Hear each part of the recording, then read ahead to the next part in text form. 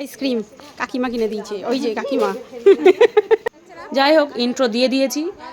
এটা ছিল আমাদের পাড়াতে শীতলা পুজো, তবে কোন বছরের আমার মনে নেই। তো যাই হোক, এই সময়তেই পাড়ার গাদা লোকজন দেখা যায়। তো আমাদের স্টেশন বাড়ি এক, তো ওই জন্য 14 বার ট্রেন যায়, সেটাই আমরা দেখাই। আর এখানে আমরা করছিলাম গসিপিং। আর এখন এখানে হচ্ছিল অঞ্জলি।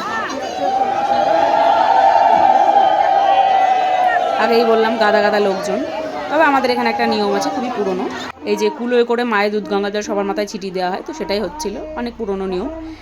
আর তারপরেই এই বুড়িকে আমি ভাইরাল করেই ছাড়বো। শুরু করে দিয়েছি আমরা ছ্যাবলামি। এই যে দুজন ঢঙি এখানে ঢং করছে।